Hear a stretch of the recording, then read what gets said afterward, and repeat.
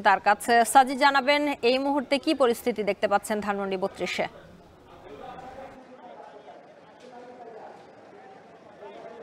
শম্পা, ভারতে বসে সাবেক স্বৈরাচার সরকার বা শেখ হাসিনা যে উদ্ধত্যপূর্ণ বক্তব্য দিয়েছেন তারই প্রতিবাদে কিন্তু ফুঁসে উঠেছে আবারও ছাত্র জনতা, এবং সেই বহিঃপ্রকাশ আমরা দেখছি গতকাল রাত থেকে এই যে স্বৈরাচারের নিদর্শন হিসেবে ধানমন্ডির ৩২ নম্বর বাড়িটিকে অভিহিত করে এখানে যে ধ্বংসযজ্ঞ চালানো হচ্ছে, এটি ধ্বংস করার যে প্রক্রিয়া বা কার্যক্রম শুরু হয়েছে সেটি এখনও চলমান আমরা দেখতে পাচ্ছি।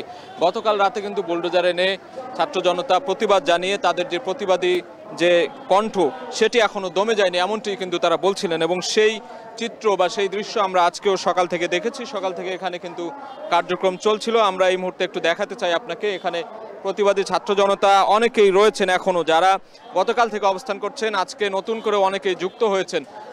এখন পর্যন্ত এই ৩২ নম্বর বাড়িটি, যেটিকে বলা হচ্ছে স্বৈরাচারের নিদর্শন কিংবা স্বৈরাচারের সূতিকাগার বলছেন প্রতিবাদী ছাত্র জনতা, সেটির সামনের অংশ, দেয়াল, গেট সবকিছু ভেঙে ফেলা হয়েছে, এবং বাকি যে অংশটুকু রয়েছে ভাঙার, সেটিও দ্রুত সময়ের মধ্যে তারা এটিকে ভেঙে ভুলণ্ঠিত না করা পর্যন্ত তারা এখানে অবস্থান করবেন বলে আমরা জেনেছি। তাদের সাথে কথা বলে জেনেছি এখানে অনেক মানুষ রয়েছেন, সাধারণ মানুষ, ছাত্র জনতা, প্রতিবাদী জনতা। গতকাল শেখ হাসিনা যে বক্তব্য রেখেছেন অনলাইনে ভারত থেকে, যে ঔদ্ধত্যপূর্ণ বা অপমানজনক যে বক্তব্য রেখেছেন, জুলাই হত্যাকাণ্ড চালানোর পরও তিনি যে দেশবাসীর কাছে ক্ষমা চাননি, সেই বিষয়টি কিন্তু বারবার উঠে এসছে, এবং তারই বহিঃপ্রকাশ, তারই ক্ষোভ কিন্তু প্রকাশ করছেন সাধারণ মানুষ, সাধারণ ছাত্র জনতা। এবং এখানে জমায়েত রয়েছে, এখনো প্রতিবাদী স্লোগান চলছে।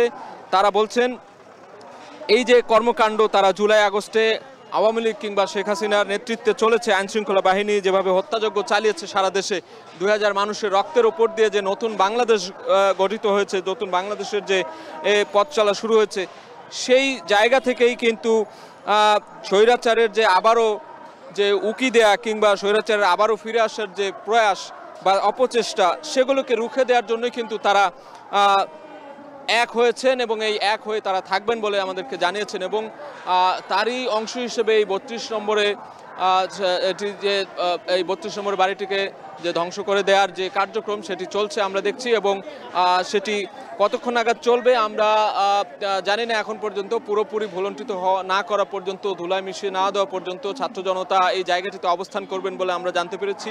এবং শুধু ৩২ নম্বর না, সুধার সদনেও কিন্তু আমরা দেখেছি গতকাল আগুনের ঘটনা ঘটেছে, আগুন দেওয়া হয়েছিল, এবং আমরা সারাদিন ব্যাপী দেখেছি এখানে এখনো কিন্তু বুলডোজার নেই যদিও, তবে ছাত্র জনতা, প্রতিবাদী যারা মানুষ রয়েছেন, তারা হাতুড়ি, শাবল কিংবা অন্যান্য যন্ত্রাংশ দিয়ে বাকি যে অংশগুলো রয়েছে, লোহার রড কিংবা দেয়াল, ইট, সেগুলোকে কিন্তু তারা ভাঙার চেষ্টা করছেন। এবং আজ রাতে এটি পুরোপুরি করা সম্ভব হবে কিনা আমরা সেটি জানি না, তবে যতক্ষণ না পর্যন্ত এটিকে পুরোপুরি ভুলণ্ঠিত করা হয় কিংবা ধ্বংস করা হয়, ততক্ষণ পর্যন্ত এখানে প্রতিবাদী জনগণ অবস্থান করবেন, থাকবেন, এমনটাই আমরা জানতে পেরেছি। তো ৩২ নম্বর থেকে এই ছিল আমার কাছে সবশেষ খবর।